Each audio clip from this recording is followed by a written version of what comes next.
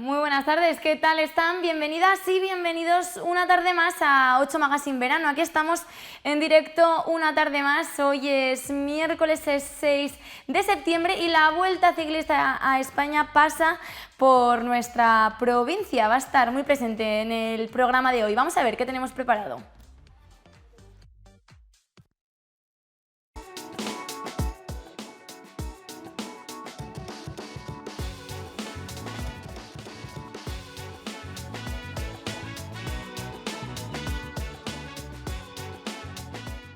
Hoy en 8 Magazine Verano conectaremos en directo con la línea de meta de la 11ª etapa de la Vuelta Ciclista a España, que será la Laguna Negra.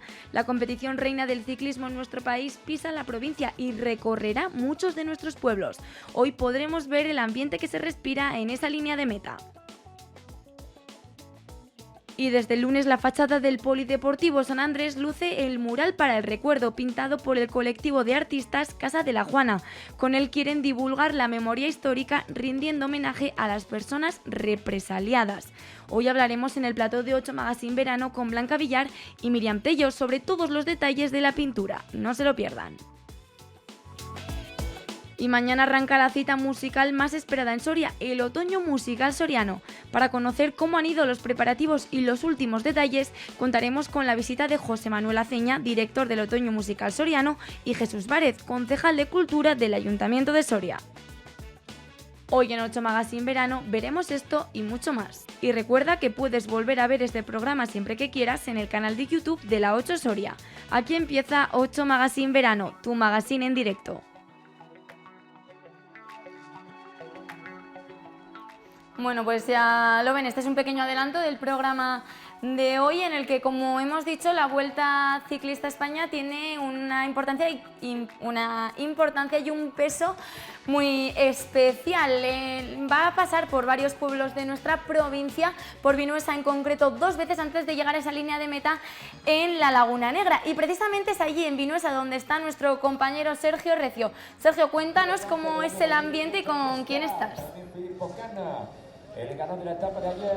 Hola Beatriz, muy buenas tardes. Estamos a 1 kilómetro de meta, ese final tan espectacular en Laguna Negra. Repite la provincia de Soria este final del año 2020 y lo que puedes ver, estamos viendo cómo toda la seguridad está llegando a la meta, cómo todo el montaje de la vuelta está ya aquí en este parking, y ahora hablaremos con algunas autoridades. Lo primero, actualizar información. Están a 38 kilómetros de meta con una escapada que tiene unos 5 minutos de ventaja con ese pelotón que ahora mismo comanda Jumbo-Visma y su líder, Kuss. Muy atentos a las avispas amarillas, a Roglic, a Vinegar. Vamos a ver si Renko Evenepoel puede hacer algo contra ellos, si los españoles Ayuso Soler o Enric Mas pueden ser la alternativa en un final aquí en la Laguna Negra muy explosivo. Son 7 kilómetros al 6,8% de media de desnivel. Esta será prácticamente una de las últimas curvas antes de llegar a línea de meta, y son cientos las personas que están llegando en bicicleta hasta estas subidas, a esta meta. A ver si luego podemos hablar con algunos de ellos, pero además de esa importancia y esta actualidad deportiva, tenemos que hablar de la actualidad a nivel de repercusión en Soria, y por eso tenemos aquí primero al presidente de la Diputación de Soria, Benito Serrano. ¿Qué tal? Muy buenas tardes. Hola, buenas tardes, Sergio, ¿qué tal? Y si en 2020 lo tuvimos que ver un poco todo de lejos, en esta subida a la Laguna Negra, 3 años después estamos disfrutando de lleno de este puerto, de este paraje y de esta Vuelta a España. Bueno, pues hoy, como veis, lo estamos disfrutando con intensidad, ¿no? Con buen tiempo, con una temperatura súper agradable, no hace mucho calor, no hace frío, el cielo está un poco cubierto pero no está encapotado. Ya habéis visto las imágenes de televisión que se puede grabar, se puede volar sobre la Laguna Negra, se puede ver todos estos parajes maravillosos y al fin, pues bueno, lo que buscábamos, ¿no? Esa repercusión deportiva, esa repercusión también mediática, ¿no? Turística. Y para nosotros encantados de que vuelva hoy la Vuelta Ciclista aquí. ¿Es muy aficionado al ciclismo el presidente de la Diputación? Bastante, sobre todo soy muy aficionado de las subidas en montaña. O sea, a mí cuando se llanea, la verdad que no suelo seguirlo, pero lo que son subidas en alto, esas subidas típicas del Tour, del Giro, de la Vuelta, esas no me las suelo perder ninguna si puedo. Es que al final las subidas en alto son muy seleccionadas en una gran vuelta como la Vuelta a España de 3 semanas, y que Soria tenga una y que la Laguna Negra sea esa, dice mucho. A ver, son muy seleccionadas porque no cualquier sitio reúne las condiciones, ¿no? Y si además lo tienes en tu provincia, les enamoró la vez anterior que vinieron aquí a los organizadores de la Vuelta y decidieron repetir, por algo será. Para nosotros conocemos el paraje, si a eso lo unimos las cuotas, es un puerto de primera, ¿no? Acabar aquí en este alto, en este paraje magnífico, pues encantados de la vida de ser uno de estos grandes llegadas que se pueden dar en España y que siempre cuando se hace la Vuelta pensarán en volver aquí. Sé que es complicado hacer números, Benito Serrano, pero ¿qué repercusión tiene esto para la provincia? Bueno, es muy complicado, ¿no? Pero yo sí que daría un número. Hoy vienen 3.000 personas aquí acompañando a la Vuelta, ¿no? Veis el despliegue que hay de medios de seguridad, de personas técnicas, de personas también que vienen con los distintos espectáculos, con todos los servicios que trae la Vuelta. Y al final hoy van a pernoctar aquí 3.000 personas, que solamente hoy se prevé una repercusión de 325.000 euros. A partir de aquí, si entramos ya en otras cuestiones, como que este evento hoy se va a retransmitir prácticamente a todo el mundo, que hay ciclistas aficionados a la bicicleta de todo el mundo que van a estar pendientes de esto. Toda esa promoción turística que hoy se hace aquí, si la tuviésemos que pagar en todos estos medios de comunicación, sería, bueno, impagable, ¿no? Luego sí que es cierto que esto está... bueno, pues todo está cuantificado. Al final tienes empresas que se dedican a cuantificar y te dan unos números de una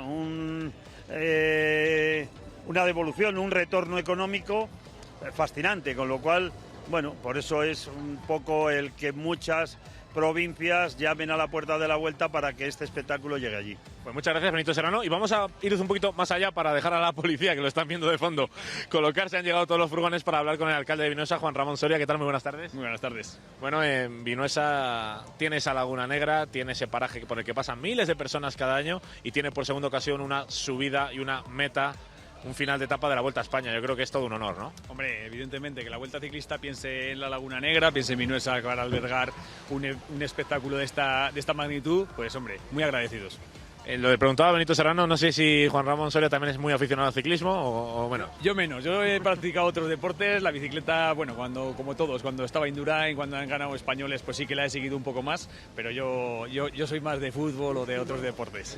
Lo que sí puede ver es las miles de personas, más de 3.000 que vienen aquí entre trabajadores, ciclistas, seguridad y demás, y todas las personas que están subiendo hasta Laguna Negra y que están inundando hoy el pueblo, ¿no? Hombre, a ver, Vinosa está inundado, el entorno de la Laguna Negra ya lo estáis viendo, y lo que decía Benito, solo la gente que lleva la Vuelta para organizar todo esto son 3.000 personas, más luego toda la gente que viene, aficionados con bicicletas, caravanas, etcétera, etcétera, etcétera. Al final, vamos, increíble lo que se está soportando la comarca, la repercusión que ahora se está viendo en un montón de países, ya no solo en España, sino en un montón de países a nivel internacional, y evidentemente hay una publicidad impagable. En una semana completísima, porque en nada llega Desafío Urbión, que ya hablaremos de esto más adelante. Por cierto, el viernes por la tarde, programa especial de previa Desafío Urbión. O sea, al final es una semana clave para la zona. Sí, una semana clave y toda relacionada, como estáis viendo, con el entorno natural, con lo que es el deporte y la naturaleza relacionada con el deporte, y es lo que hemos enfocado desde hace años en la comarca, que todo vaya enfocado a que la familia pueda disfrutar de unos entornos así, a una distancia muy asequible de la capital de España, y que nos conozcan, que cada vez nos conozcan un poquito más, que nos pongan en el mapa y que nos visiten, no solo cuando hay un evento de esta magnitud. Pues muchas gracias, Juan Ramón Soria. Benito, antes de terminar, no sé si tiene una apuesta para el día de hoy en un final explosivo en un puerto de primera. Se habla de Roglic en un día como hoy, que parece que le va mucho a sus características. No sé cómo lo ve Benito Serrano. Bueno, yo le vi ganar en las lagunas de Neila hace poco, ¿no? Y estuvimos ahí hablando con él, aunque solamente sea por la simpatía que el día nos demostró. No me quiero mojar mucho, pero venga, voy a hacer esa apuesta. Te lo he puesto fácil, ¿eh? Me lo has puesto votando. Bueno, pues estas son las sensaciones de tanto el presidente de la Diputación y el alcalde de Vinosa. Queríamos saber si podíamos hablar con alguien más, pero ha venido toda la seguridad de golpe, y es verdad que han ido apartando ya toda la gente porque estamos en el último kilómetro, así que estas son las sensaciones. Vemos por la pantalla que estamos a 32 de meta, sigue esa escapada con 5.45 de ventaja, veremos si la acaban controlando, porque empieza en un momento clave y puede que esa escapada llegue a buen puerto, porque será falta de 7 kilómetros y sobre las 5 de la tarde cuando comiencen a hacer esa subida a la Laguna Negra. Muy bien, Sergio, pues ya va quedando menos. Muchísimas gracias y disfruta de esta tarde de ciclismo allí en ese paraje tan maravilloso. Bueno, pues ya estamos aquí, luego veremos cómo termina esta 11ª etapa de la Vuelta Ciclista a España, pero nosotras nos vamos a ir ahora unos minutos a publicidad y enseguida volvemos con muchísimos más asuntos.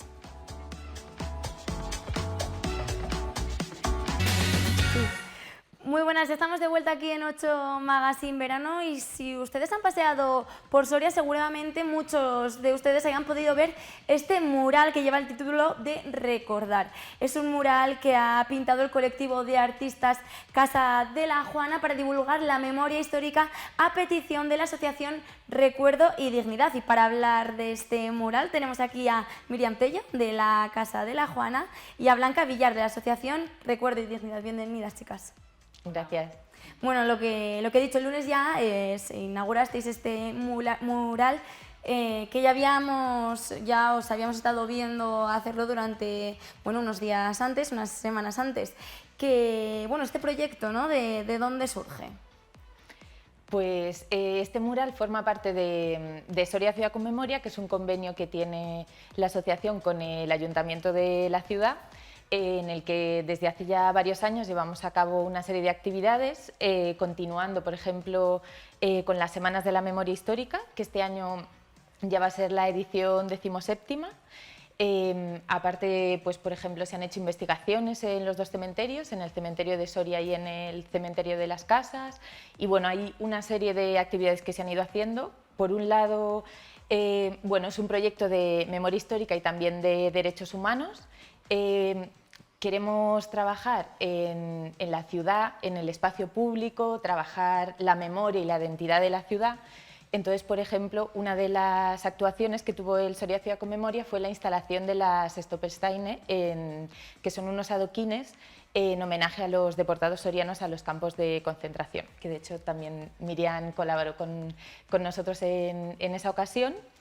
Y entonces, en ese sentido, también este mural quiere trabajar sobre eso, sobre llevar la memoria al espacio donde se da la vida en común, ¿no? al espacio público y de alguna manera pues, conseguir llegar a toda la ciudadanía, porque al final es un mural que está en un espacio muy visible de la ciudad, además colocado de una forma elevada, y que de alguna manera invita a acercarte, ¿no? No es un mural en el que claramente sabes sobre qué está hablando, ¿no? De hecho es como una especie de película, ¿no? Porque como van siendo varias escenas que te van contando diferentes cosas, ¿no? También, bueno, pues gracias a su creatividad, ¿no? Pues hemos conseguido que sea un mural que como que te llame, ¿no? Para que vayas a verlo.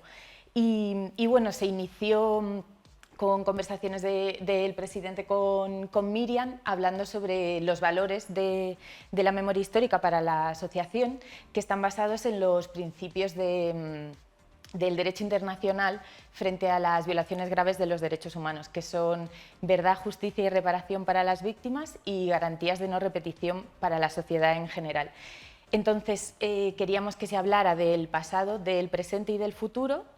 Entonces, el pasado con esta idea de recordar, por eso también el nombre del mural, y en ese sentido, pues este principio de la verdad, conocer lo que sucedió. El presente tomando una actitud responsable sobre lo que sucedió en el pasado, entonces en ese sentido serían los principios de justicia y de reparación, y luego una mirada hacia el futuro. Y en ese sentido serían estas garantías de no repetición. Entonces, esta forma de llegar a la sociedad, de hecho, es como pues, a través de la divulgación, ¿no? Por ejemplo, esto que os comentaba de las Semanas de la Memoria Histórica y también, en este caso, de este mural, ¿no? Que también el arte en general, ¿no? Pues es una herramienta para divulgar, para concienciar, ¿no? Y por eso también nos pareció que era, ¿no? Pues, una forma que iba a funcionar muy bien y que íbamos a conseguir llegar a la gente a través de un mural, ¿no?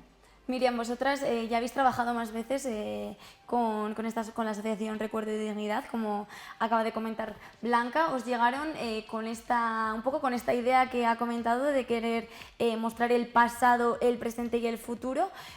¿Cómo fue ese proceso creativo con estas pistas que os dieron, en que os quisisteis inspirar, o cómo fue todo esto? Bueno, el proceso fue desde un principio interesante porque no queríamos...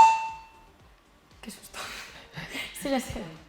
Bueno, el proceso fue muy interesante desde el principio porque lo que teníamos claro todas las integrantes de la Casa de la Juana es que no queríamos hacer un mural que aludiera a temas típicos de violencia, de muerte, sino que todo se tratara de una manera extremadamente sutil, porque es un tema complejo, abre heridas y a veces la manera más didáctica de llegar a la gente es a través de hacerlo quizás de una manera simbólica, donde cada uno de los elementos están contando muchas cosas y que también la gente viera representada en una escena las escenas de muchas personas que vivieron pues esta barbarie, ¿no?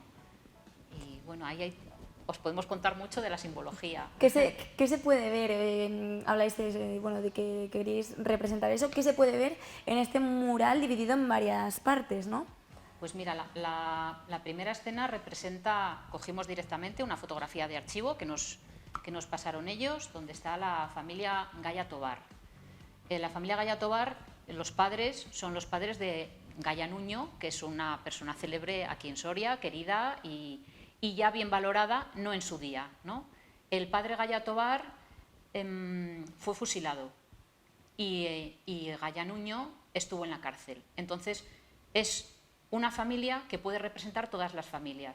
Además, se elige esta porque, obviamente, para la ciudad de Soria es especialmente importante y representa también el concepto de la cultura y todo lo que podía haber pasado y sido y no fue, porque entonces había una república y había pues unas expectativas interesantes sobre lo que podía haber sido el futuro de España, ¿no? Luego, la siguiente escena trata de alguien que se marcha. Y ahí tuvimos, nosotras las Juanas estuvimos ahí pensando quién puede representar eso. Yo inicialmente pensaba que podía ser Machado, porque es alguien también significativo de aquí, que se fue, pero pues otra compañera dijo, pues ¿por qué no ponemos a una mujer? Porque también las mujeres sufrieron muchas cosas y que en aquel momento también estaban silenciadas, ¿no? Una de las mujeres fue precisamente la pareja de Gaya Nuño, ¿no? Que ahora también está reivindicada. Bueno, pues quiero decir que era una manera también de poner diferentes escenarios y diferentes personas. Ella es una persona que se marcha y se marcha, no por casualidad, se marcha con una maleta, ¿no? Y es como una especie de Campos de Castilla hacia un horizonte que no se sabe bien cómo se va a vaticinar. La siguiente escena ya es una mesa con objetos que vosotros, ¿no, Blanca, encontráis a menudo en las tumbas. Gafas, relojes, anillos, algunos más que tú sabes, ¿no? No sé, si alguno que más se te ocurra. Se suelen encontrar muchos botones o elementos así que, suelas de zapatos, ¿no? Como los materiales que pueden resistir, ¿no? Como más de 80 años y que de hecho son muy importantes para poder identificar a la persona, ¿no? A quién pertenecen, ¿no? Luego, la otra cosa, el único elemento que da unos destellos de que esto es algo violento es la bala, ¿no? O sea, es el único. Y luego está un sombrero, que efectivamente los sombreros no es algo que se encontrará en las tumbas porque se degradarían pronto, pero representa, por un lado, ese sombrero de Machado y también el sombrero de Gonzalo Soler, que hace poco, ha fallecido, es artista, cineasta, ha colaborado mucho con vosotros en temas de documentales, divulgación de memoria histórica, y era una manera porque estuvimos en la casa de Lorenzo y le hicimos una fotografía, quiero decir, es el sombrero de Lorenzo, no es que sea un sombrero por ahí buscado de internet esa es la fotografía de Lorenzo, ¿no? Del sombrero. Y ya la última escena es de nuevo la maleta, que es una idea de que ya estás llegando, ¿no? O sea, es como el futuro de el que viene y el que viene cómo viene. Pues viene con un libro, que es de nuevo recordar el concepto de la cultura, y con una rosa que simboliza ese futuro esperanzador. Y luego la otra cosa es que esta maleta son muchas maletas. No son las maletas solo de toda la gente que se fue, sino que también es la maleta perdida de Machado y es la maleta también de un familiar mío que era tío abuelo mío, hermano de mi abuelo, que se llamaba Martín Tello Isla, que procedía de Olvega. Y entre los pocos enseres que recibió la familia de esta persona que se marchó muy joven y se fue a Francia y no se supo de él, fue una maleta con objetos personales. La maleta no existe, porque también quise ver si esa maleta la guardó alguien y podría haber hecho la foto de la maleta en concreto. No, pero bueno, esta maleta puede ser todas esas maletas. Entonces, debajo de todo esto que se ve como un mural amable a la vista, ¿no? Hay mucha historia dentro, ¿no? Entonces está bien que la gente se acerque y vea que en la placa pues hay la explicación de todo esto, ¿no? Es un mural cargado de simbolismo y de significado, como acabas de explicar. Blanca, hablábamos de aunar, ¿no?, el pasado, el presente y el futuro, también en relación a esos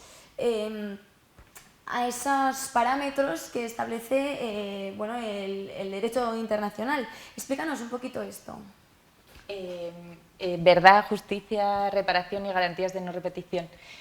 Pues la verdad que fue como mi primera clase de memoria histórica cuando conocí a Iván, porque es verdad que, bueno, pues sabes que ha sucedido eso, pero no sabes muy bien, ¿no?, de qué manera todo eso que ha sucedido ahora, ¿no?, qué podríamos hacer con ello, ¿no? Y es muy importante, claro, para las familias, imagínate, conocer realmente lo que sucedió, ¿no? Todavía hay un montón de familias que no saben dónde está su ser querido, ¿no?, que fue asesinado. Entonces, por eso el primero de los principios es la verdad, conocer la verdad. Y claro, ese conocimiento de la verdad, por ejemplo, lleva a la justicia, porque si realmente conoces la verdad, no solo conoces a quién han asesinado, sino realmente también conoces quién es responsable de que le hayan asesinado, ¿no?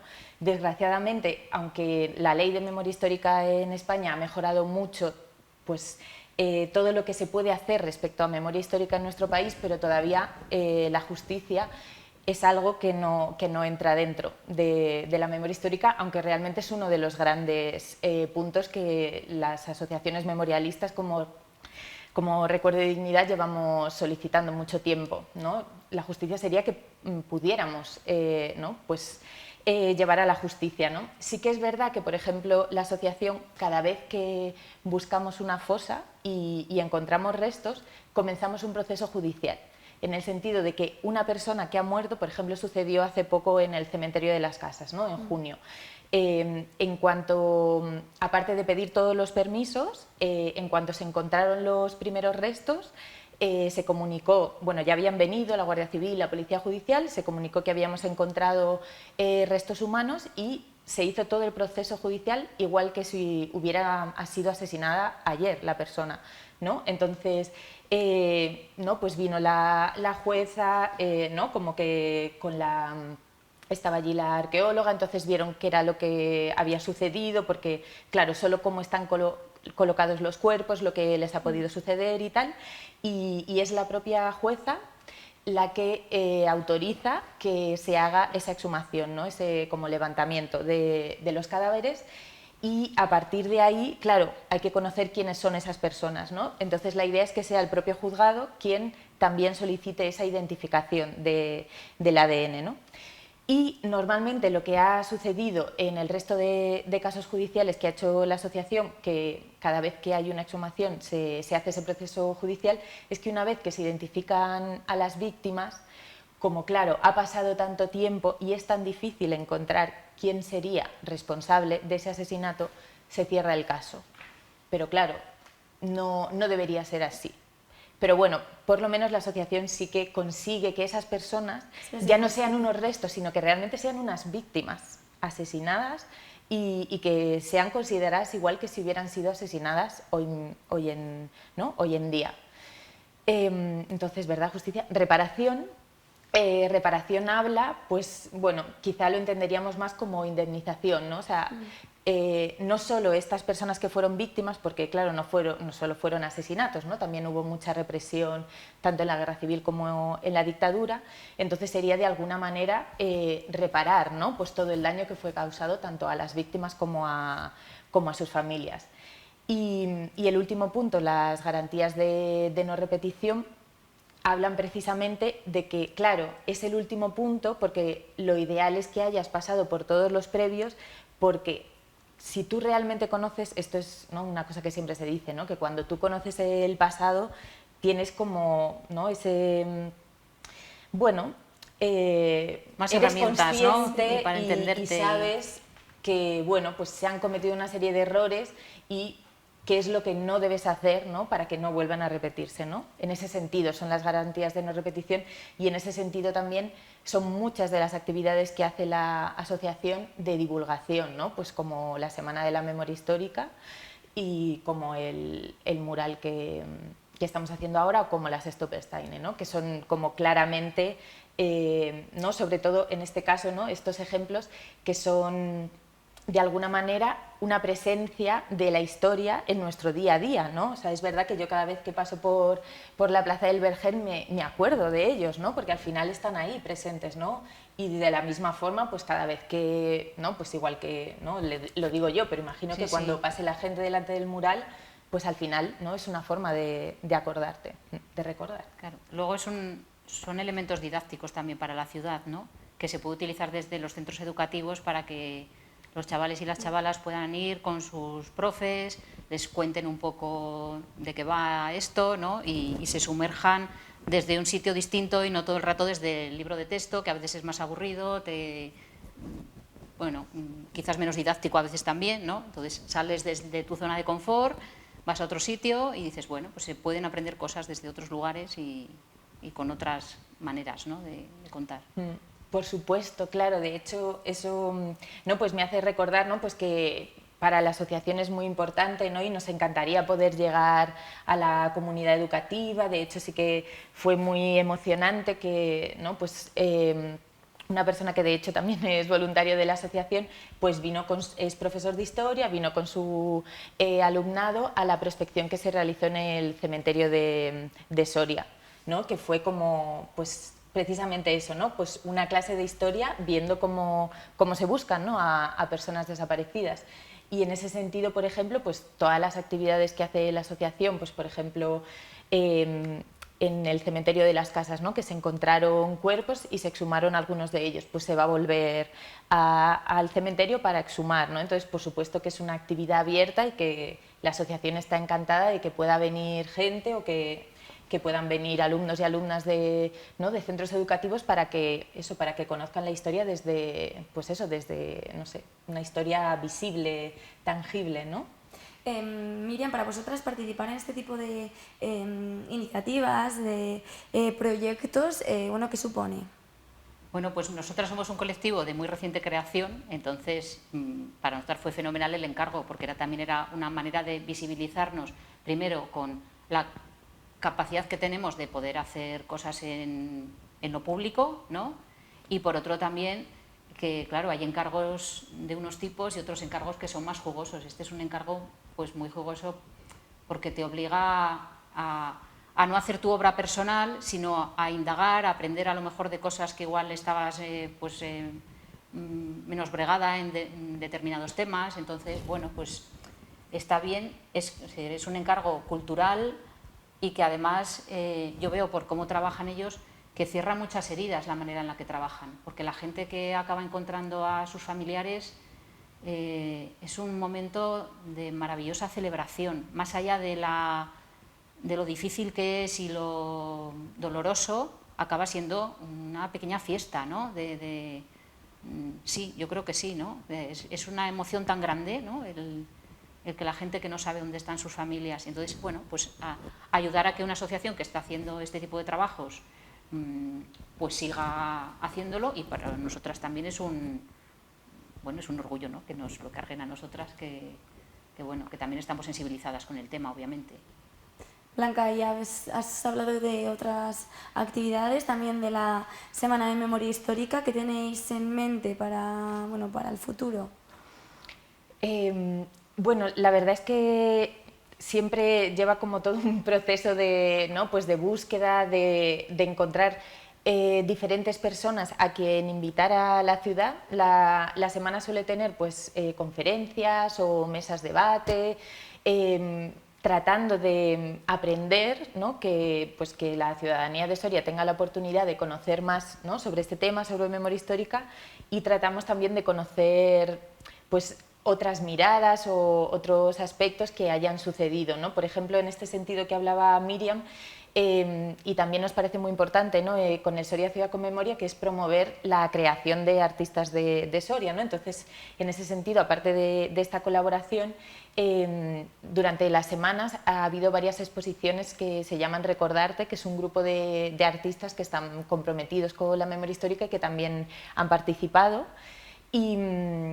Y bueno, pues aparte, ¿no?, de estas conferencias hay estas exposiciones que te contaba o a veces son exposiciones que se solicitan y se traen, ¿no? Pues las imágenes que estamos viendo ahora, por ejemplo, fue una exposición de los archivos Aronsen de Alemania, que recuperaron objetos de distintos campos de concentración y pues a través de la exposición se contaba la historia de varias personas de España que habían estado en campos de concentración, y entre ellas había un soriano que era Vicente Borjabat, y de quien el archivo nos entregó los objetos personales, y tras una búsqueda que también fue, ¿no?, pues una de estas historias muy bonitas, se consiguió encontrar a la familia. Y de hecho durante esa semana se le entregaron los restos, o sea, los objetos de Vicente a sus familiares. Entonces, bueno, siempre hay lo que dice Miriam, ¿no?, pues una mezcla también de divulgar, pero también de querer llegar a las familias, ¿no? En ese sentido, lo que contaba Miriam, hay un concepto muy bonito que también se ha tratado en las Semanas de la Memoria Histórica, que se llama la herencia del duelo, que tiene que ver con que, claro, hay una parte, cuando pierdes, por ejemplo, a un familiar tan importante como puede ser tu padre durante la guerra, hay como una parte de tu historia que está como vacía, ¿no? Y entonces, de alguna manera, necesitas reconstruir esa parte, ¿no? Y entonces, en ese sentido, poder conocer lo que ha sucedido, ¿no? Y, claro, poder saber dónde está, incluso poder tocar, ¿no?, a tu familiar si conseguimos encontrarle, pues claro, eso hace que puedas como superar o por lo menos gestionar, ¿no?, ese duelo. Y en ese sentido también es muy importante, ¿no?, pues seguir buscando, y aunque sea muy difícil, porque es muy difícil siempre encontrar las fosas, bueno, en este sentido voy a aprovechar para pedir a quien esté viendo el programa, pues que siempre puede contactar a la asociación. Podemos poner ahí el teléfono y el correo electrónico. Si tienen alguna información... ¿Lo puedes decir para que lo oigan? Vale, pues el correo electrónico es recuerdoydignidad@gmail.com. Y el número de teléfono, pues no me lo sé de memoria, pero... Estará en vuestra página web. Sí, está en la página web de Recuerdo y Dignidad. Y bueno, si tienen información sobre dónde podrían estar fosas, si tienen, ¿no?, pues algún familiar que perdieran durante la guerra civil, que fuera víctima de la represión, que por favor se pongan en contacto con la asociación, porque a veces parece que tienes como una información muy vaga, ¿no?, que a veces pues hay gente que cuando nos han hablado de un pueblo, por ejemplo, vamos al pueblo a preguntar y nos dicen, bueno, yo la verdad es que solo sé que estaba en un paraje que se llamaba, ¿no?, de tal manera, pero solo saber que está en ese paraje ya es muy importante para la asociación, porque ahí ya partimos de una zona concreta, de un paraje, ¿no?, y al final pues como de cada testimonio vamos extrayendo como un poco de información que es el que finalmente te ayuda a encontrar, ¿no?, la fosa. O sea, el ejemplo, por ejemplo, de la Riba de Escalote, que fue pues la primera fosa que yo conocí, la gente decía que el trigo crecía más alto, era un campo de cultivo, y realmente fue gracias a una fotografía aérea antigua donde realmente había como una mancha un poco más oscura, y cuando estuvimos buscando, finalmente estaba ahí la fosa donde se había visto esa mancha, ¿no?, donde crecía el trigo más alto. O sea que ¿no?, pues toda ayuda es bienvenida. Sí. Bueno, pues nos quedamos con eso y recordamos, si quieres, ese correo electrónico de la asociación para que, bueno, si alguien tiene algún tipo de información, nos lo facilite. Eso, pues recuerdoydignidad@gmail.com, o pues eso, la misma web, que creo que es recuerdoydignidad.org, también ahí pueden ver lo que hacemos, y ahí también creo que viene el teléfono. Muy bien, Miriam, Blanca, muchísimas gracias por haber venido, para hablarnos tanto del mural como de la labor de la asociación. Y eso, muchísimas gracias por haber venido. Gracias por Gracias. invitarnos. Gracias. Ahora nos vamos a ir unos minutitos a publicidad y enseguida volvemos, en nada, enseguida.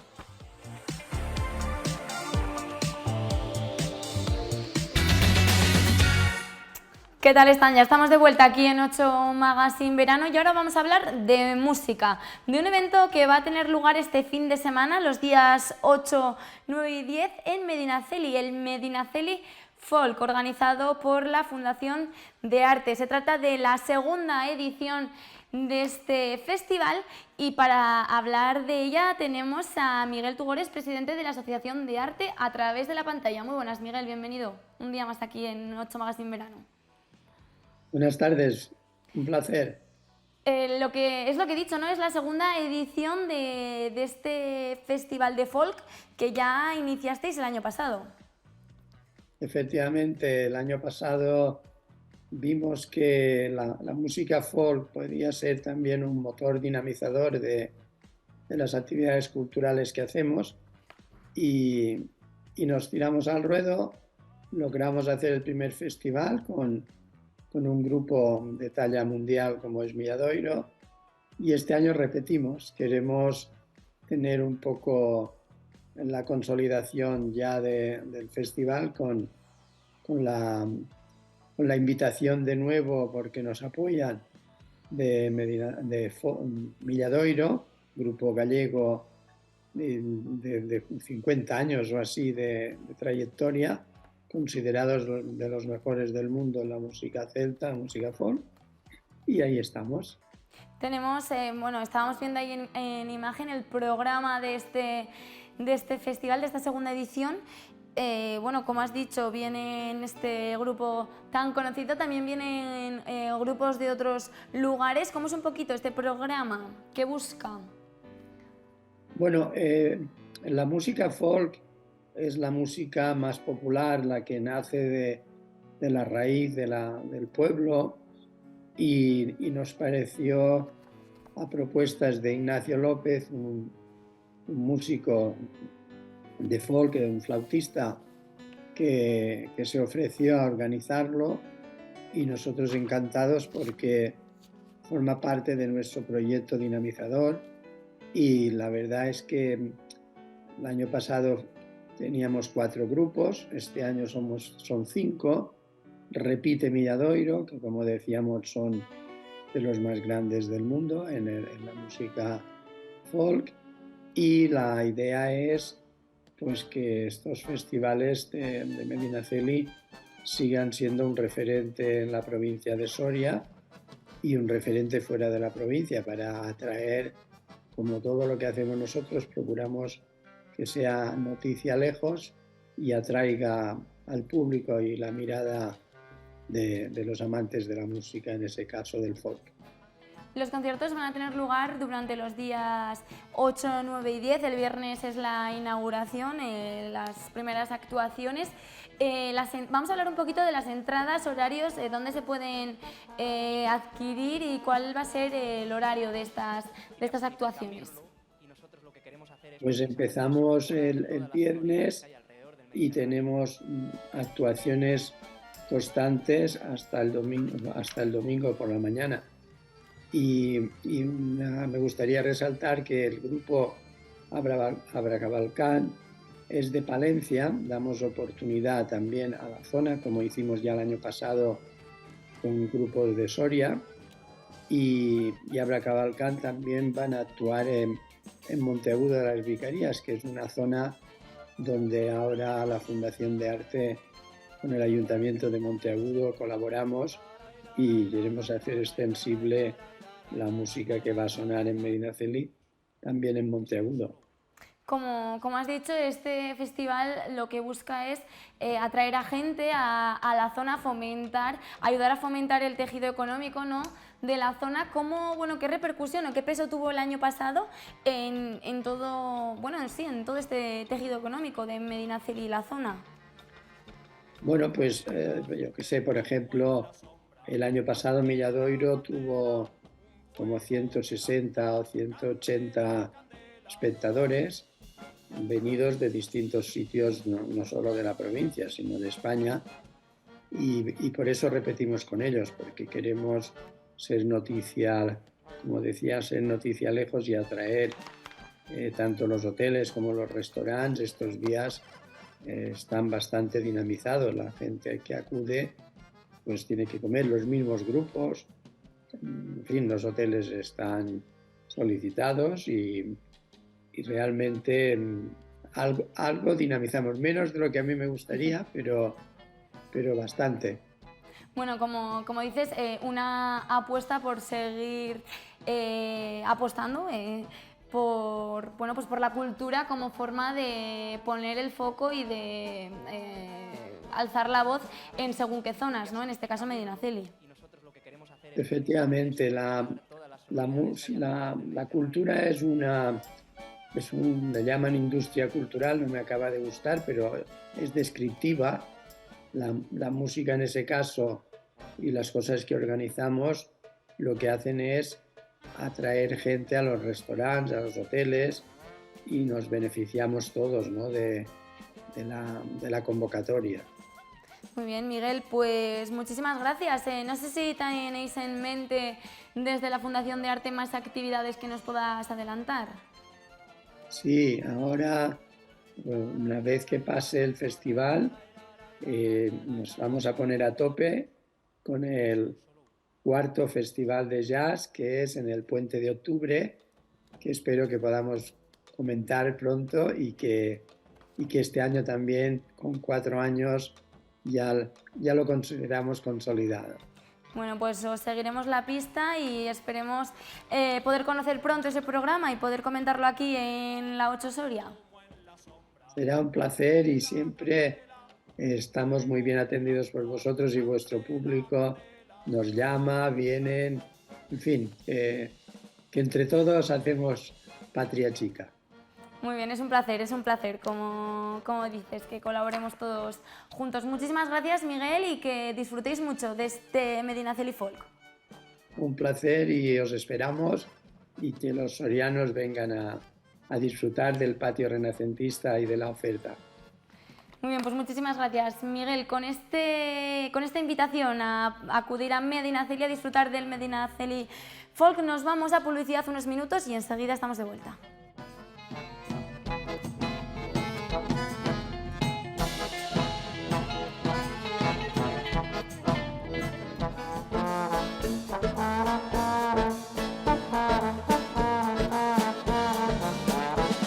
Kiriab significa mirlo y nosotros lo que queremos hacer es precisamente sobrevolar todas las sonoridades que hay alrededor del Mediterráneo.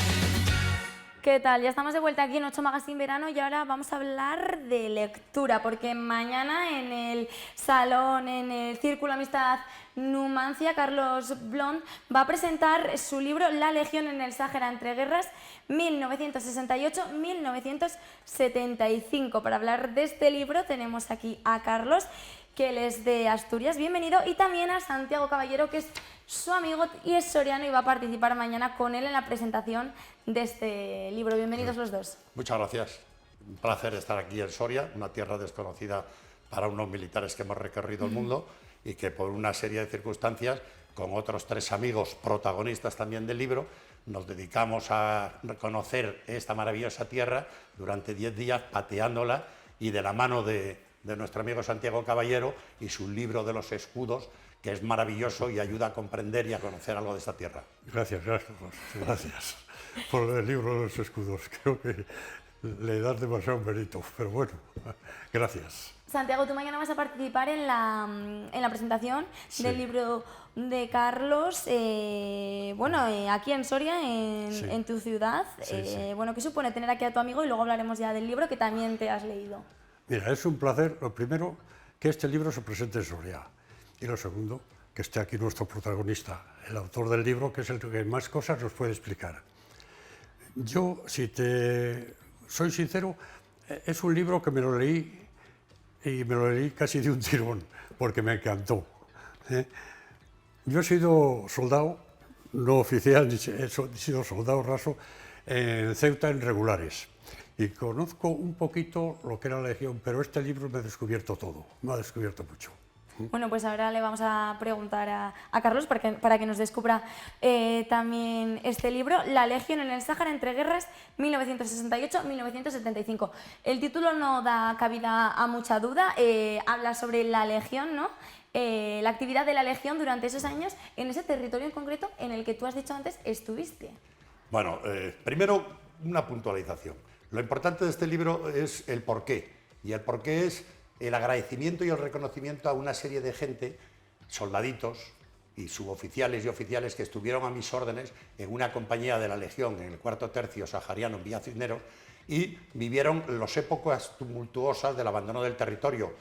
Hay cierto conocimiento actualmente, porque está de actualidad el Sáhara, tal, pero la realidad es que hay un desconocimiento, creo, bastante importante en el resto de la población de lo que es el Sáhara. La gente desconoce casi de una provincia, la 53 provincia española, que los saharauis tenían carnet de identidad. Bueno, pues en el libro, aparte de lo importante que fue la razón de ser, que es el reconocimiento a estos chicos que, encuadrados en mi compañía, recibieron tiros, bien en enfrentamientos con el Frente Polisario, que eran los jóvenes saharauis que defendían su independencia, época del año 98, la revolución o aquel verano verde o mayo de París que hace cambiar a la juventud que quiere ser dueño de sus destinos, y luego enfrentamientos también con las pretensiones de Marruecos por anexionarse el Sáhara dentro de esa gran idea del Gran Marruecos que han tenido siempre desde que la dinastía alagüita, encabezada por Mohamed V, se enfrenta a los problemas internos buscando la guerra con el infiel y la anexión precisamente del Sáhara. Bueno, pues allí tuvimos una serie de enfrentamientos, combates, como resultado de ellos, de mi unidad murieron alguna gente, y en reconocimiento de ellos y contando un poco lo que ha pasado y que no quede en el olvido, es la razón de ser de este libro. No obstante, hay bastante más cosas, porque hablo de la llegada al territorio, lo que eran aquellos los pueblos, los destacamentos del interior, la vida de los oficiales y de la tropa en mitad de la nada. Hay que tener en cuenta que el Sáhara, la extensión es la mitad de España, 266.000 kilómetros, y allí había 50.000 habitantes.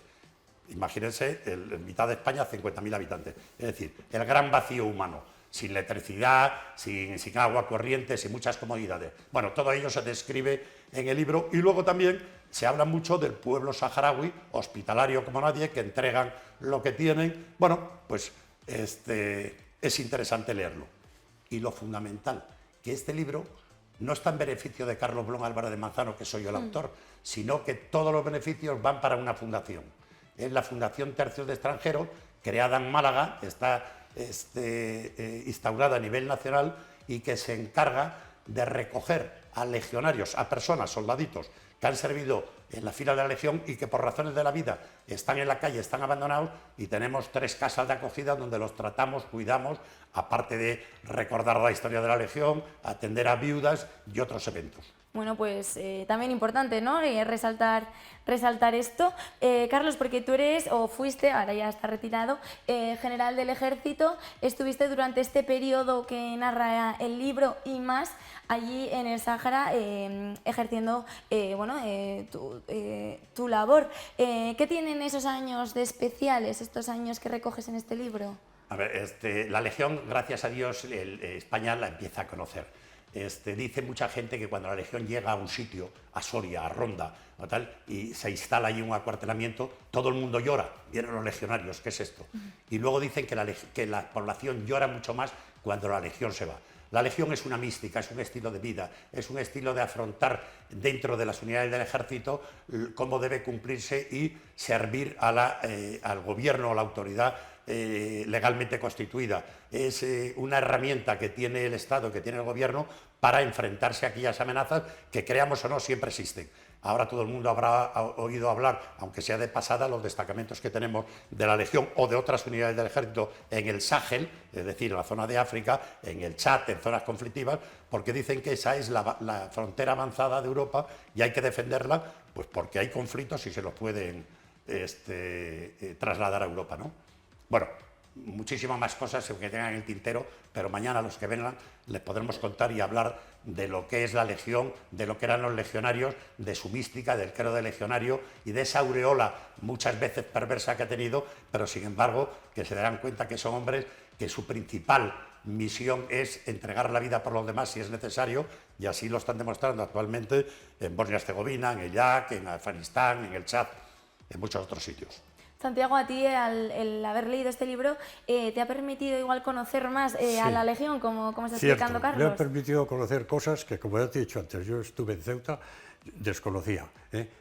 Creo que es interesantísimo y creo que es un libro que deberíamos de leer todos los españoles, porque lo que estuvo haciendo la Legión en ese territorio era defender nuestro territorio, no otros territorios como ha pasado con Misiones en Bosnia-Herzegovina, que se va a ayudar a esa nación. Tengo que darle las gracias a Santiago porque es amigo y un amigo siempre habla bien. Lo que sí es cierto es que es muy bueno y habla de cosas desconocidas. Sí, ciertamente. Luego es ameno también porque Carlos nos cuenta sus momentos vividos allí cuando llegó, las dificultades que había para vivir allí gente joven y matrimonio, ya no digamos. Bueno, nos cuenta sus marchas con las patrullas en su vigilancia, los problemas que tuvieron. Yo creo, de verdad, te lo digo, que es un libro que todos los españoles deberíamos de leer, porque es una faceta de la historia de España que no conocemos. La Legión ahí en el Sáhara y ahí se ha acabado. No, hay que conocerla. Bueno, retomando lo que dice Santiago, hay una cosa curiosa. Hace aproximadamente un año en una televisión pública hacían un programa de un reportero a pie de calle en el que preguntaba a personas, no jóvenes, que sería comprensible, sino ya añosas, es decir, el medio siglo fresaban su edad a los que le preguntaba. Y era un desconocimiento completo de qué era el Sáhara, qué era su capital, dónde estaba, qué idiomas hablaba, qué relación tenía con España. Y como he dicho antes, el Sáhara fue en un momento determinado y durante muchos años las 53 provincias españolas y sus representantes estaban con sus vestidos característicos en las Cortes españolas, ¿no? O sea, son páginas que vamos olvidando y creo que es interesante conocer la historia. Si no conoces la historia vas perdiendo tu identidad y eso es peligrosísimo para los pueblos y para esa identidad de sentirte español, no solo detrás de una camiseta de fútbol que está bien, sino de mucha historia que tenemos, historia importante en que nuestros hombres y nuestra gente ha entregado la vida y en beneficio del resto de la sociedad. Carlos, tú precisamente has dicho eso, que escribiste este libro también un poco en recuerdo, ¿no?, de esas personas que perdieron la vida cuando estuvieron contigo allí, a tu cargo. Eso, ¿qué te impulsó? ¿Cómo te animaste a escribir este libro? ¿Era algo que tenías en mente desde hace mucho tiempo? Bueno, yo soy hombre... ¿Siempre te ha gustado escribir? Soy hombre de espada y no de pluma. Entendamos bien lo de pluma de escribir. Bueno, pues en ese sentido es difícil a una persona que nunca ha escrito ponerse a recopilar un libro. Escribir creo que es muy difícil, pero es una experiencia muy bonita. No me avergüenza confesarlo, el trabajo de investigación fueron 7 años, pero siempre basado en algo importante que yo le digo a los jóvenes militares que tengo contactos con ellos cuando hay alguna conferencia o alguna intervención sobre otros temas, y a civiles. Es interesante en esta vida ir tomando notas de lo que hacemos porque eso es parte de la historia y esas notas transformadas luego en libros, en un artículo, en algo, vertebrados con otras, hacen lo que es la historia de lo que ha ocurrido. Son diferentes puntos de vista. Bueno, pues aquellas notas y aquellos recuerdos, y que después de 40 años conseguí recuperar de la mano de mis tenientes a muchos de los soldados de reemplazo que sirvieron por su tiempo de reemplazo en el Sáhara y se volvieron a su casa, y cuando llegaron entregados y abandonados el territorio los licenciamos, conseguimos recuperarlos porque el ejército le había concedido algo que es un distintivo honorífico dentro de las Fuerzas Armadas, que era valor acreditado. O sea, por los hechos de armas en los que habían participado, le habían concedido el valor acreditado. pero como se licenciaron cuando nos entregamos el Sáhara y los valores acreditados o las recompensas, los gobiernos o las altas esferas tardan en concederlas por los expedientes sancionadores que hay que hacer, no se enteraron. Y 40 y tantos años después conseguimos reunir a medio centenar de ellos para entregarle ese diploma que orgullosamente lucen en sus casas, valor acreditado por el hecho de armas de tal sitio. Hay que entender que allí en aquellas fuerzas pues había ingenieros, había médicos, había albañiles, o sea, había gente de todas las clases, soldaditos que le tocaba hacer el servicio militar por su reemplazo y que voluntariamente elegían hacerlo en el Sáhara y en la Legión. Bueno, pues seguro que fue un momento emotivo y bonito, ¿no?, para todos ellos, después de tantos años. Es más, seguimos teniendo esto de las redes actuales, WhatsApp, pues a diario hay 60 o 70 WhatsApp de esa gente en que estamos en contacto de lo que hacen, de sus progresos, de sus fracasos, de sus problemas, y es bonito recuperar sabiendo que hay gente que hace 50 años y en aquello que llamaban la mili, que muchas veces se oye hablar tan mal de él, para ellos han sido un recuerdo imperecedero y lo llevan, bueno, pues muy a gala. Bueno, Carlos de Santiago, pues muchísimas gracias por haber venido para contarnos un poquito sobre el contenido del libro y también, bueno, pues sobre mucho más. Quienes quieran profundizar y conocer más sobre este tema, mañana a las 8 en el Círculo Amistad Numancia. Sí, que no se olviden, o sea, a las 8 de la tarde para mí sería un fracaso que no que sobrasen sillas dentro del Seguro círculo. que no, seguro que no. O sea, que espero que esté lleno y sobre todo 20 euros que van dedicados todos a la Fundación Tercio de Extranjeros, que es una obra benéfica que cuida a personas españolas que han hecho el servicio militar y que por diferentes razones de la vida están en la calle. Y todo va bajo un signo que es uno de los espíritus del credo legionario, el espíritu de amistad, con el sagrado juramento de no abandonar jamás a un legionario en el campo hasta perecer todos. Pues ese espíritu de amistad y ese compañerismo que existe en la Legión es lo que persigue esta fundación y la venta de este libro. Muy bien, pues que eso ahí queda, mañana a las 8 en el Círculo Amistad Numancia. Os invito a que os quedéis un segundito aquí porque ahora vamos a hablar de música. Mañana empieza el otoño musical soriano y les aviso de que ha habido algunos cambios. El concierto Anacronía, que se iba a celebrar en Santa Clara, se traslada a la iglesia de la Mayor. Tendrá lugar el 9 de septiembre, sábado a las 12:30 del mediodía. Toda una oportunidad para disfrutar de Anacronía, un ensemble joven especializado en interpretación con instrumentos históricos que emplean la música como medio de transporte intertemporal de las emociones.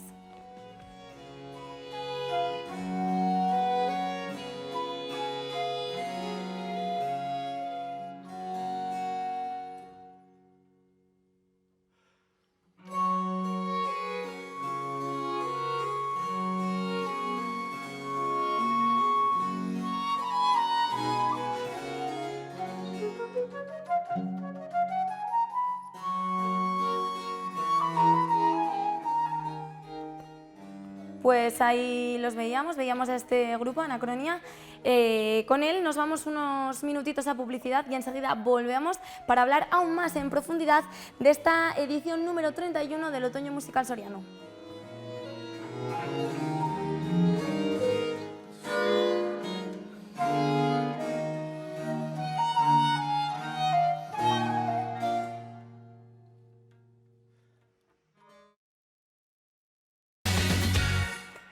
Pues seguimos aquí en directo en 8 Magazine Verano y como he adelantado antes de publicidad vamos a hablar de la 31 edición del Otoño Musical Soriano que arranca mañana. Para hablar de él tenemos a Jesús Várez, concejal de Cultura del Ayuntamiento, y a José Manuel Aceña, director del Otoño Musical Soriano. Bienvenidos los dos. Muchas gracias. Buenas tardes. Bueno, es la edición número 31, mañana empieza en el Palacio de la Audiencia, un festival que está más que consolidado, ¿no? Tanto para el público soriano como para el público de Castilla y León en general e incluso de otros lugares. Bueno, ciertamente ya es un festival internacional de música de Castilla y León, de música clásica en Castilla y León. Entonces, bueno, para nosotros es un verdadero honor que el Otoño Musical haya recibido este espaldarazo, yo creo que con todo mérito, o sea, porque desde los inicios, hace ya pues, bastantes años, con Odón Alonso al frente, y esta maravillosa etapa en la que José Manuel ha tomado el relevo, pues yo creo que se merecía ese apoyo por parte de la Junta de Castilla y León. Y hoy por hoy, pues esa proyección yo creo que sin duda pues engrandece también el festival y es un orgullo para todos los sorianos, desde luego. José Manuel, ¿quiénes abren este festival y cuál es ese repertorio con el que lo van a hacer? Bueno, pues mañana yo creo que como todas las inauguraciones intentamos, aunque todos los conciertos también intentamos que sean importantes y que sean del gusto de todo el mundo, mañana empezamos el festival con una obra que solo se ha hecho una vez en las 31 ediciones, en las 30 pasadas, que fue además en la primera edición. Inauguramos con uno de los grandes oratorios de la historia de la música, el oratorio de la creación de Haydn, que es un oratorio que se estrenó en Viena y fue de los más grandes éxitos a todos los niveles de una de las obras. Es una obra súper importante, es una obra muy intensa, es una obra para 3 solistas, orquesta y coro. Y bueno, vamos a tener inaugurarán la Orquesta Sinfónica de Bilbao, la Sociedad Coral de Bilbao, 3 solistas súper importantes, con el director Edgar Nielsen, director titular de la Orquesta Sinfónica de Bilbao. Así que yo creo que vamos a abrir a lo grande una obra que dura casi 2 horas, en la que hay muchas cosas muy interesantes que escuchar. La Orquesta Sinfónica de Bilbao ya ha estado aquí, no se estrena, pero ¿la Sociedad Coral de Bilbao? No, también ha estado en varias ocasiones. Mira, con la Sociedad Coral de Bilbao, incluso en las primeras ediciones, hicimos conciertos para niños, hicimos óperas para niños.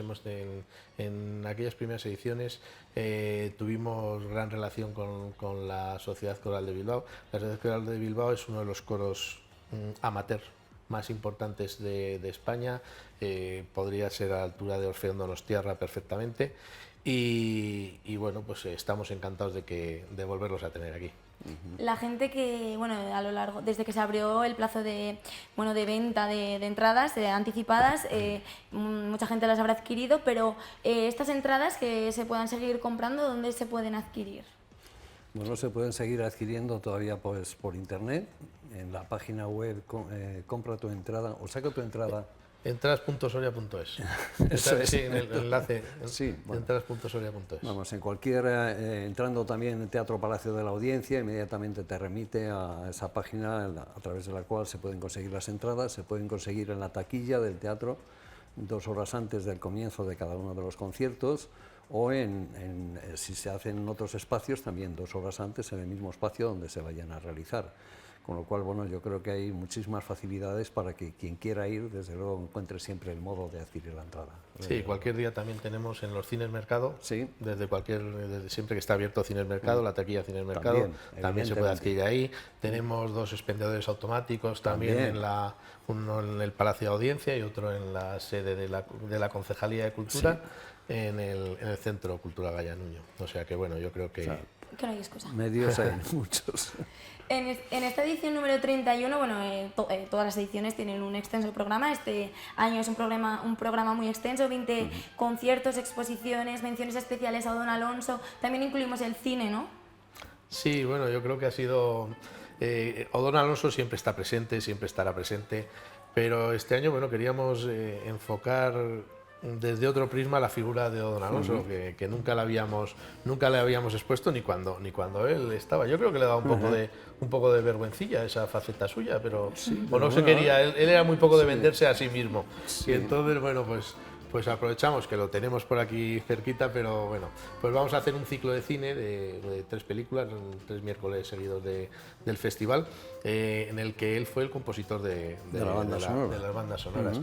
Y en las películas en las que participaron actores muy conocidos como Fernando Fernández Gómez, Pepe Isber, o sea que yo creo que son películas que probablemente en su momento son películas de los años 50, 60, películas que seguramente en aquel momento pues serían importantes. Esas.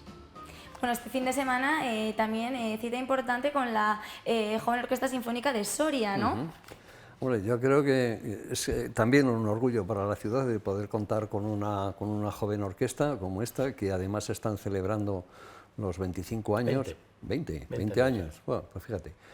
20 años de una joven orquesta que casi ya ha alcanzado, pues digamos, no sé, un número muy significativo de miembros que han ido participando a lo largo de estos 20 años, músicos sorianos que posteriormente algunos de ellos pues, han ido a otras orquestas importantes de Europa, incluso de Asia.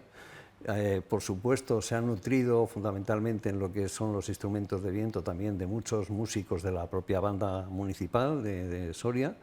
Entonces, bueno, yo creo que es importante también el contar con ellos y precisamente en este año con una sinfonía, la Sexta Sinfonía de Mahler, una sinfonía muy compleja, muy difícil y que, digamos, va a poner un poco la guinda de esta celebración de estos 20 años. Por cierto, el día 8 va a tener también un concierto con este mismo programa en Autol, en La Rioja, de alguna manera inaugurando pues, un auditorio que hasta ahora pues, no ha tenido oportunidad de recibir una gran orquesta como es esta Orquesta Sinfónica de Soria, en la Joven Orquesta, que son 111 miembros 111 miembros para este concierto. O sea, imagínate la cantidad de gente, de instrumentos que se van a tener que movilizar para este concierto. Este fin de semana, bueno, el programa, como he dicho, es extenso, pero si os parece hablamos un poco de los conciertos que hay este fin de semana, además de este, porque es la fecha igual más cercana que tenemos a la inauguración, que como hemos dicho empieza con esta, como hemos dicho, la creación de Haydn. Eso, ¿sí? La creación de Haydn. Bueno, ¿qué más tenemos así en estos días cercanos? Sí, pues mira, uno de los conciertos que el día siguiente tuvimos, yo creo que uno de los conciertos que a Jesús cuando se lo planteé le hacía más ilusión. Y Musici es una orquesta italiana, una orquesta de cámara, que es el nivel que tiene y el prestigio que tiene es verdaderamente universal. No es italiana, pero tiene un prestigio universal. Esta orquesta, yo tengo de esta orquesta un disco de las 4 estaciones de Vivaldi, por cierto, que me recomendó un amigo, compañero de instituto, me dijo, cómprate este disco, y tengo ahí mi vinilo, que espero que por lo menos, si no voy a poder estar por la noche en el concierto, por lo menos en los ensayos pueda acercarme allí y que me lo firmen, porque por la noche no va a estar porque como no, tiene que acompañar a la Joven Orquesta a Autol. Sí, Musici, lo que dices, es una orquesta, es probablemente la orquesta más antigua que se mantiene de Europa, de música, de una orquesta de cámara más antigua, y esa grabación probablemente de las 4 estaciones habrá sido la versión que más se ha escuchado siempre. Y vamos a tener la oportunidad de tenerlo en vivo y en directo, que evidentemente, por bien que estuviera la grabación, no podemos compararlo con poderlo tener al vivo y a unos metritos que los vamos a tener por las características del Palacio de la Audiencia. O sea, yo creo que es un concierto que no se puede perder nadie. ¿A qué hora es? A las 8. A las 8, sí. El viernes. El viernes 8 a las 8. Eso es. Muy bien, no sé si nos dejamos más cosas en el tintero, ya la gente pues ir a disfrutar, ¿no? Bueno, falta lo del día 9 también. El sábado, claro, sábado día ¿no? completo también, porque por la mañana tenemos un grupo de música antigua, Anacronía. Anacronía estaba programado en Santa Clara, lo hemos trasladado porque quedan unos retoquitos que pensábamos haber iniciado esto, y lo hemos trasladado a la iglesia de la Mayor. Mantenemos el horario, es a las 12:30. Al haberlo trasladado, pues vamos a hacerlo para las personas que habían adquirido, los abonados que habían adquirido su entrada, les vamos a devolver el dinero, y van a tener, por deferencia, van a tener entrada preferente en la Mayor, y para el resto va a ser entrada libre. La Anacronía es un grupo que desde la Asociación Nacional de Festivales, de las que somos miembro fundador, y desde hace mucho tiempo que funciona, tenemos, ahí están, convocamos varios concursos, y este concurso es el concurso de músicos emergentes, tan emergentes que que tienen una agenda ahora que lo tienen complicadísimo. Y dentro del festival, dentro de este fin de semana también tenemos, yo creo, uno de los platos fuertes de todo el festival, que va a ser la presencia de Ainhoa Arteta, por la tarde en el Palacio de Audiencia. Me dice, y ya lo dirá todo el mundo porque está entusiasmada en volver a Soria, mucha gente me dice, qué suerte tenemos que Ainhoa Arteta viene mucho al festival. he mirado y ha venido 5 veces en 30 años, tampoco es mucho, tampoco es mucho. Lo que pasa es que el año pasado estuvo programada y por problemas de salud no pudimos tenerla. Entonces este año viene con muchísimas ganas y a darlo todo. Así que eso va a ser todo el festival el fin de semana, con todo lo que nos queda. Bueno, eso es que aún nos quedan muchos conciertos por delante y mucho que disfrutar. Así es. Os agradezco una vez más que hayáis venido, tanto hoy como todas las veces que os llamamos desde aquí de la 8 Soria, y desearos pues sobre todo que disfrutéis muchísimo del festival, igual que seguro que lo hacen todas las personas que se acercan a cada uno de estos conciertos. Esta tarde tenemos concierto de la banda. Sí, tenemos concierto de la banda, lo tenemos a las 7 de la tarde, ya empezamos a las 8, 7 y media, a las 7 porque ya el tiempo va acortando. Lo tenemos en el barrio Los Pajaritos.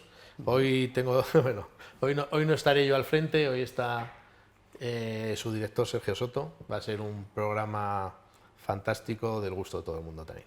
Bueno, pues invitamos a todo el mundo a las 7 en el Parque de los Pajaritos para disfrutar de este último concierto de la banda, del ciclo de conciertos que han hecho este verano. Me tengo que despedir de vosotros. Muchísimas gracias por venir y también despedirme de toda la audiencia de la 8 Soria, porque este es mi último programa. Ha sido un placer estar tanto este programa acompañándoles como el resto, y nada, les deseo que sean muy felices y que nos vemos pronto. Así que nos vamos y volvemos mañana a la misma hora, a las 4 en punto de la tarde. Que tengan una feliz tarde.